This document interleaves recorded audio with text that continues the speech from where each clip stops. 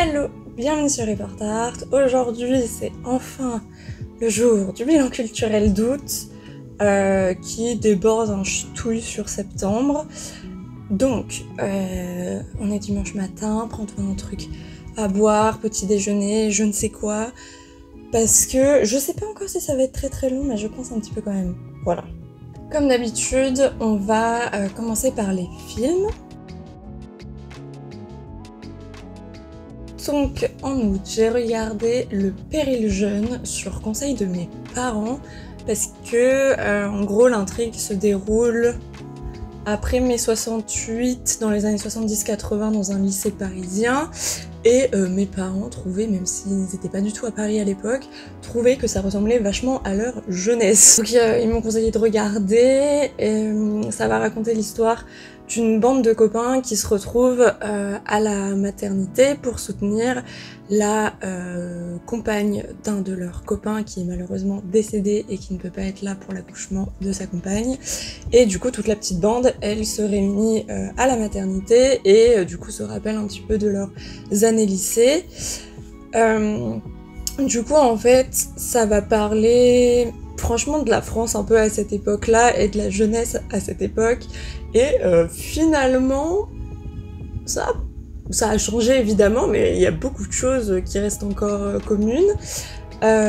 Donc c'est plus un film un peu tranche de vie, on va dire ça. Tu vas voir les différentes réunions politiques dans le lycée, les assos, les syndicats, la vague des anciens hippies qui sont dans des squats dans ce cas-là, faire écouter de la musique et discuter de tout et de rien. Bref, tu vas voir un petit peu tout ce contexte de l'époque. Et franchement, je l'ai trouvé sympathique. Après, je pense que mes parents auraient aimé que ça me touche un peu plus, entre guillemets.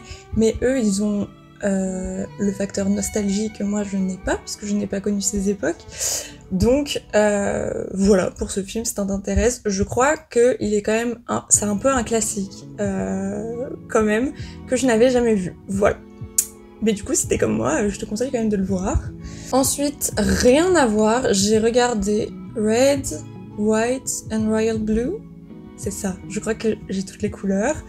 Qui est du coup une romance entre le fils de la présidente des États-Unis et un des fils de la reine d'Angleterre. Rien que ça, une petite romance un peu dans les hautes sphères de la politique et de la représentation, on va dire. Donc, en vrai, il y a eu beaucoup de communication. Et du coup, je me suis dit, vas-y, c'est adapté d'un livre et tout. D'ailleurs, je suis en train de lire le livre, je me suis totalement fait bait par le film et par tout ce qu'il y a autour. J'en parlerai pas là parce que du coup je l'ai absolument pas fini et j'ai d'autres lectures en cours en plus, bon bref. On a repris les révisions un peu ici. Et du coup bref, tu vas suivre leur romance qui évidemment part d'abord d'un enemies to lover qui est vraiment... moi, ce que je préfère dans les romances, et en vrai, je trouve que, comme ils en ont fait un film et pas une série, il y a des passages qui vont un peu vite, et en plus, comme je suis en train de lire le livre, je vois aussi ce qui a été mis un petit peu de côté, mais je comprends aussi que ils avaient qu'un certain temps pour développer toute la romance, et je pense que ça aurait été peut-être cool de faire cette histoire en série plutôt qu'en film, mais en tout cas, ça fait chaud au cœur, c'était très mimes, et voilà, c'était vraiment très chou, et voilà. Donc, voilà, si tu cherches un peu de réconfort ce mois-ci, puisque la rentrée est arrivée pour certains ou arrive pour d'autres, vraiment, ça détend, ça divertit, et c'est très mimes, voilà. Ensuite, on va du coup passer aux séries.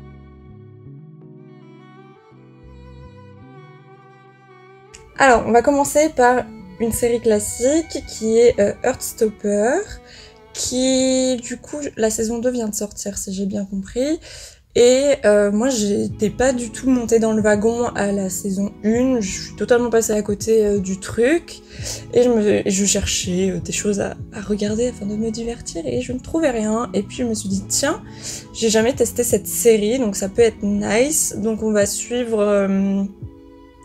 c'est Je suis désolée, j'ai vu ça en début de mois, je crois, à peu près, et du coup, j'ai déjà oublié tous les prénoms des personnages. Donc, on va suivre l'histoire de ce jeune homme qui a connu beaucoup de harcèlement dans ses anciennes années d'école, notamment du fait de son orientation sexuelle. Et donc on va principalement le suivre au début, mais peu à peu, ce petit jeune homme va avoir un crush sur cette personne, du coup, qui est dans l'équipe de rugby, qui est vraiment un peu l'archétype cliché de la virilité, etc., mais qui reste sympathique. Et bref, on va voir le développement de leur relation, etc. En plus de ça, donc, ce jeune homme-là a des amis. Et on va suivre aussi le développement de chacun. Donc ça va parler de différentes orientations sexuelles, de différentes questions que tu peux te poser à l'adolescence, de différentes problématiques que tu peux avoir niveau santé mentale ou autre. Du coup, c'est un peu dans la même veine que Sex Education, mais moins focus et type cours pédagogique sur la vie sexuelle, quoi. Mais ça aborde quand même ces sujets, etc. Et je trouve ça vraiment cute. Et j'aime bien aussi que dans cette série, quand il y a des moments où certains personnages ressentent des émotions fortes, tu vas avoir des dessins en animation qui sont ajoutés et tout. Et je trouve ça vraiment très très chou. Et bref, voilà, j'ai beaucoup aimé cette série. Très mimes, pareil.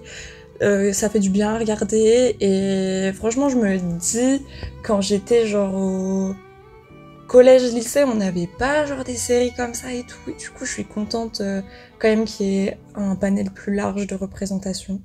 Ça fait quand même du bien, voilà. Ensuite, on va passer à des trucs qui n'ont rien à voir, tu vas comprendre vraiment ce mois-ci, le mois d'août, c'était de la romance, que de la romance. Comme je passais mon concours, je voulais être détendue. Et quoi de mieux que de la romance pour se détendre, du moins dans mon cas. Du coup, le mois d'avant, j'étais retombée dans les dramas coréens. Là, cette fois, je suis retombée dans les shoujo. Quoique, j'en avais déjà parlé, je crois, dans le dernier bilan culturel. Bah là, ça s'est amplifié, hein, c'est catastrophique.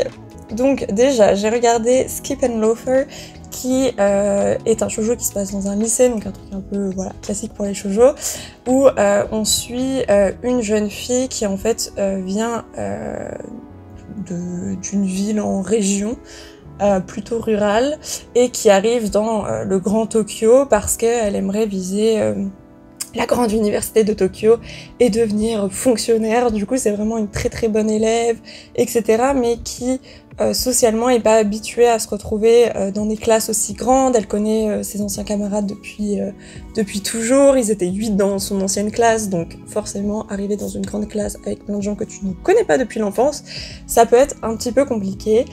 Et c'est pareil, c'est trop mignon. Vraiment, c'est trop mignon. Évidemment, il va avoir le développement d'une romance. C'est très mignon, ceci. Franchement, je crois que mes résumés de tout ce que je vais te raconter, c'est très mignon. Voilà, regarde. Si tu veux te détendre et être sur un petit nuage, regarde ça. Voilà, vraiment, ça va être les résumés. On va passer au suivant en vrai. Alors, ça, c'est un que je viens de finir. Le titre est super long. C'est Comment Raeliana a survécu au manoir. Attention, Vinnight, quelque chose comme ça. Bref, de toute façon, t'as l'affiche qui va se mettre là. Ça sera plus pratique. Donc, cette fois, ça raconte l'histoire d'une jeune femme qui, dans la vraie vie, est décédée et s'est réincarnée dans le corps d'un personnage de roman. Sauf que, dans le roman où elle se réincarne, elle est un personnage secondaire qui va se faire empoisonnée par son fiancé et elle va mourir. Donc elle veut absolument éviter de remourir. Voilà. Et du coup, elle va tout faire pour éviter son destin et sachant qu'elle connaît en fait toute l'histoire du livre. Donc c'est quand même assez pratique pour éviter de se faire empoisonner et elle va faire la rencontre du duc dont je n'arrive pas à prononcer le nom. Il s'appelle Noah, son prénom c'est Noah, ça va aller plus vite. Donc elle va faire la rencontre du comte qui s'appelle Noah machin chose. Et voilà. Après, il faut suivre ce qui se passe, mais du coup, c'est plutôt sympathique. On est dans un monde un peu fantastique, mais en même temps qui se base un peu sur les mais qui se base un peu sur les aristocraties européennes. Je dirais même un mix entre France et Angleterre au vu des architectures qu'il y a dans le manga, dans l'anime plutôt. Il y a qu'une saison pour l'instant, ce qui est frustrant au vu de la fin. Donc je vais voir si je vais pas me dégoter la version manga. Vraiment, c'est une catastrophe. Je regarde un seul truc de romance adapté d'un manga ou d'un livre et je suis obligée d'aller partir chercher la source primaire là. C'est une catastrophe. Mon porte-monnaie va tellement souffrir alors que bon, il a pas besoin de souffrir plus que ça. Bref. Et du coup, en vrai, assez sympa. Je dirais pas que c'est les meilleures animations et les meilleurs dessins, surtout par rapport au shoujo que je vais aborder juste après, qui était magnifique. Ce qui est cool, c'est que la personnage, ouais, c'est une personnage féminin, mais la personnage, je sais pas. Je sais pas si ouais, non.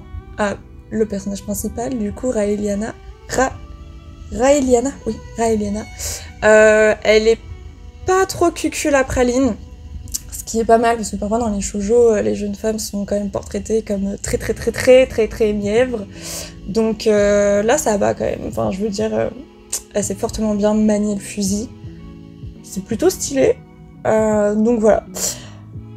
Voilà pour celui-là. Et donc, le dernier shoujo que je vais aborder, qui je pense est vraiment mon préféré, et ça me frustre tellement qu'on n'ait pas de nouvelles concernant la saison 2, c'est Raven of the Inner Palace, bref, qui va raconter... Là, on est dans une époque plutôt impériale. Je dirais qu'on est plutôt même si c'est un animé japonais, j'ai plutôt l'impression que l'histoire se déroule en Chine au vu des prénoms des personnages. Donc on est plutôt dans une époque Chine impériale, mais avec du fantastique, où du coup on va avoir l'empereur qui a réussi, le jeune empereur qui a réussi à faire retirer l'impératrice qui était là avant et qui était pas très fun.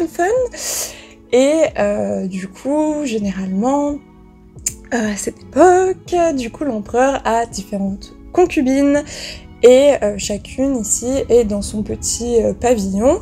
Et on a une concubine qui est un petit peu particulière, qui est la concubine de la Corneille, qui, elle, ne partage traditionnellement jamais la couche de l'empereur, et elle est un peu cloîtrée dans son pavillon, elle peut même pas sortir de la cité impériale ou quoi que ce soit, parce qu'en fait elle a des pouvoirs un peu surnaturels, et il y a beaucoup de rumeurs qui circulent autour d'elle, et généralement quand on va la consulter, c'est pour différentes requêtes, c'est pour si on est maudit, être soigné, ou ce genre de choses. Je trouve que c'est un animé qui est très beau, enfin moi je l'ai trouvé très beau en tout cas. Vraiment.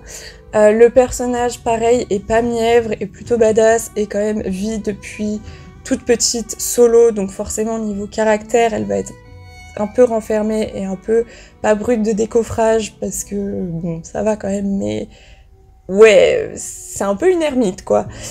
Et elle va devoir collaborer avec l'empereur parce que y a différents fantômes dans la cité impériale et qu'il faut les amener au paradis, et pour ça il faut faire des enquêtes. Donc trop heureuse parce que du coup il y a un aspect un peu enquête policière entre guillemets à cet animé, chose que moi évidemment j'adore si tu suis les bilans culturels, et le développement d'une romance mais qui se fait très doucement, donc en vrai c'est très mignon, et super frustrée de pas avoir la saison 2 parce que tout au long de l'animé tu as des révélations sur le rôle de la Corneille, et t'as d'autres mystères en fait qui s'ajoutent aux intrigues principales. C'est pas juste un animé d'enquête sur les morts et les fantômes de la cité, c'est vraiment plus large que ça et t'as vraiment toute une mythologie dans l'anime et tout. Vraiment, il est super.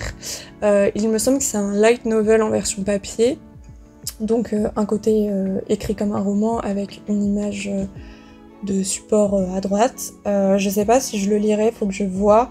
Parce que j'avoue que comme j'ai vu l'animé full animé avec full dessin, etc., je crois que ça va me perturber d'avoir moins de support visuel et d'avoir plus un support écrit.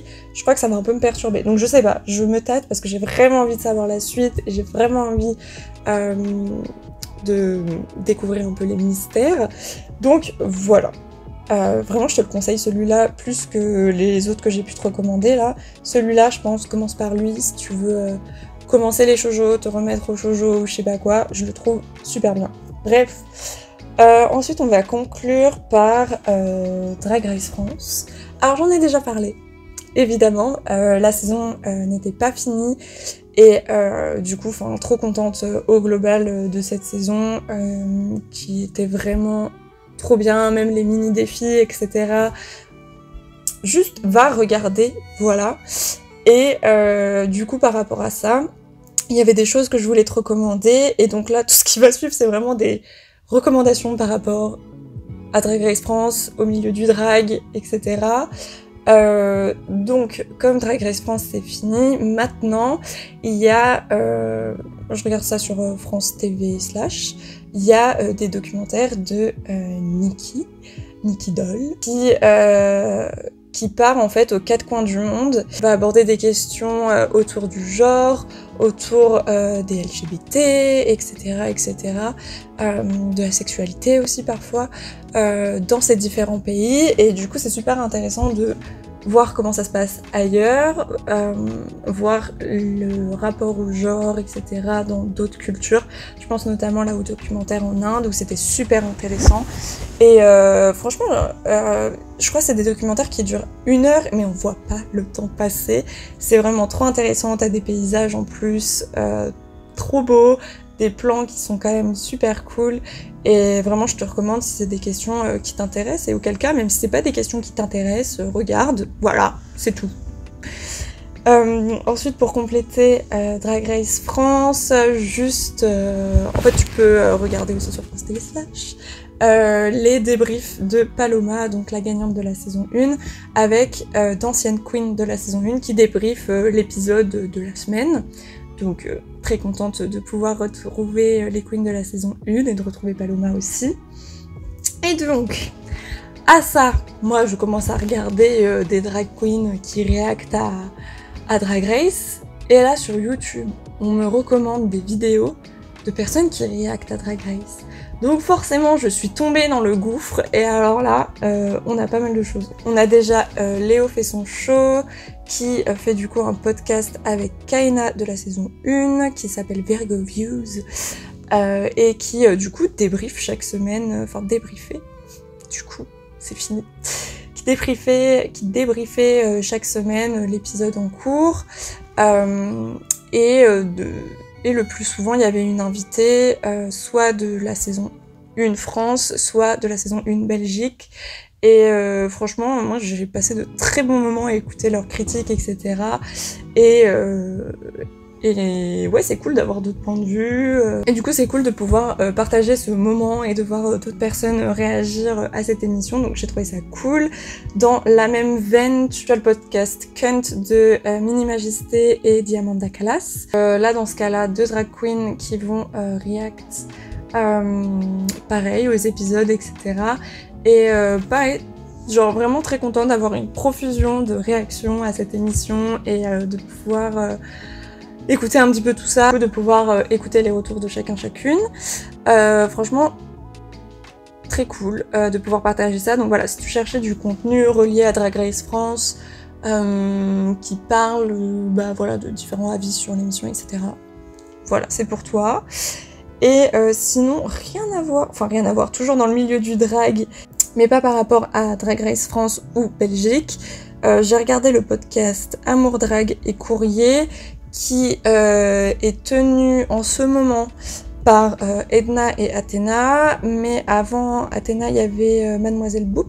Donc c'est des anciennes participantes de la saison 1 de Drag Race, mais qui sont sur un podcast sur la RTBF, donc chaîne publique belge. Je briefe un peu les sujets d'actualité en recevant des courriers, donc voilà, moi c'est des podcasts que j'aime bien. En plus évidemment elles sont drôles, donc c'est toujours sympathique, voilà, d'avoir différents avis sur des sujets de société plus ou moins lourds, et voilà. Donc je te recommande, voilà, si tu cherches des podcasts à écouter, etc., bah voilà, c'est cadeau. Et ensuite, on va conclure avec la partie jeux vidéo. Parce que oui, il n'y a pas du tout de sortie culturelle. J'ai été une ermite pendant le mois d'août. Ouais, les révisions, le concours, tout ça, c'était pas fameux. Donc, et après aussi, il y a eu ce fameux jeu qui est sorti, qui m'a fait devenir encore plus ermite. C'est Baldur's Gate, du coup, qui est un jeu qui se base sur l'univers Donjons et Dragons et qui est... qui va tellement ruiner ma vie. Je l'ai presque fini, mais je redoute le moment où je vais le finir parce que je sens que je vais me sentir vide après cette aventure. Je me suis trop attachée au personnage et à l'histoire, je suis beaucoup trop investie. Et du coup, pour te la raconter, on va simplifier l'histoire et je vais aller quand même assez droit au but. En gros, ton personnage a été enlevé par des aliens et on t'a implanté une espèce de verre dans le cerveau et tu dois trouver à tout prix un moyen de t'en débarrasser parce que tu ne veux pas te transformer en alien. En gros, c'est ça. Évidemment, au fur et à mesure de ton aventure et de quand tu vas t'échapper du vaisseau où tu as été enlevé, c'est pas un spoil, c'est vraiment juste le début ça, tu vas rencontrer différents personnages qui auront eux aussi leur quête un peu personnelle à approfondir en plus de vouloir se retirer le verre. Et c'est trop bien, c'est vraiment trop bien, genre il y a 3 actes et juste déjà... Dans l'acte 1, j'y ai passé je sais pas combien d'heures et j'ai quand même raté des choses. En vrai, c'est un jeu qui coûte quand même cher, mais qui pour une fois est rentable parce que c'est vrai que, par exemple, j'avais joué à Hogwarts Legacy, c'est pas du tout comparable niveau qualité, c'est assez astronomique. Donc j'avais joué à Hogwarts Legacy, etc., mais il n'y a pas nécessairement une rejouabilité. Le jeu s'est fini extrêmement vite en vrai. Si tu fais l'histoire principale, ça se finit super vite. Que là, vraiment, mais t'as tellement de choses à faire. C'est vraiment très bien. Au niveau des combats, c'est du combat tour par tour. Ton gameplay de combat, évidemment, va dépendre de la classe que tu as choisie. Moi, par exemple, je suis une elfe rôdeuse parce que évidemment que je voulais invoquer des animaux. Attends, évidemment, me battre avec des animaux au combat, mais évidemment, voyons. Et vraiment, c'est un jeu, quand j'étais petite, je voyais mon frère, il jouait beaucoup sur les versions précédentes qui datent vraiment.